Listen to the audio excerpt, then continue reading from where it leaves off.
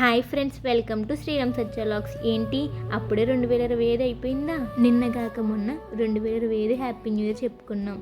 కళ్ళు మూసి తెరిచేలోపు 365 రోజులు గడిచిపోయాయి. కొంతమందికి ఈ ఏడాది అద్భుతంగా గడిచి ఉండొచ్చు, మరి కొంతమందికి అప్పులతో కష్టాలతో గడిచి ఉండొచ్చు. కానీ గడిచిపోయిన కాలాన్ని మనం వెనక్కి తేలేం, కానీ రాబోయే కాలాన్ని శాసించే సత్తా మన చేతుల్లో ఉంది. అందుకే ఈ కొత్త సంవత్సరం 2026 కేవలం క్యాలెండర్ మార్పు మాత్రమే కాదు, అది మీ జీవితాన్ని మార్చే ఒక గొప్ప టర్నింగ్ పాయింట్ కావాలి. Are you ready?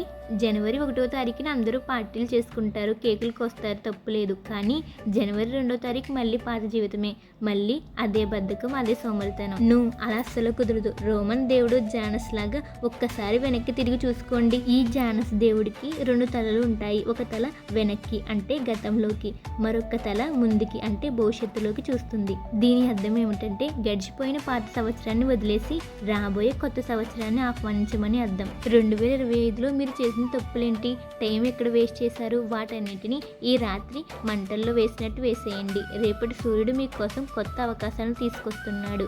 New year అంటే కొత్త బట్టలు వేసుకోవడం మాత్రమే కాదు, కొత్త ఆలోచనలు వేసుకోవడం. ఈ 2026లో మీరు అనుకున్న జాబ్ కొట్టాలి, మీరు అనుకున్న బిజినెస్ మొదలు పెట్టాలి, మీ ఫ్యామిలీని మీ పిల్లల్ని బాగా చూసుకోవాలి, మీ బ్యాంక్ బ్యాలెన్స్ పెరగాలి, మీ ఆరోగ్యం ఇంకా స్ట్రాంగ్ అవ్వాలి. ఎవరో వస్తారు ఏదో చేస్తారని వెయిట్ చేయొద్దు, మీ కళకి మీరే హీరో. ఈ సంవత్సరం మీదే, తగ్గేదేలే. ఒక్క మాటలో చెప్పాలంటే ఈ న్యూ ఇయర్ మీ ఇంట్లో ఎంత వెలుగు నింపాలంటే వచ్చే సంవత్సరం సంక్రాంతికి మీరే నలుగురికి సహాయం చేసే స్థాయిలో ఉండాలి. మీ కష్టాలన్నీ ఈ 2025తో పటాపంచలైపోవాలని మనస్ఫూర్తిగా కోరుకుంటున్నాను. మా యూట్యూబ్, ఇన్స్టాగ్రామ్ ఫ్యామిలీ అని మీ అందరికీ కొత్త సంవత్సర శుభాకాంక్షలు.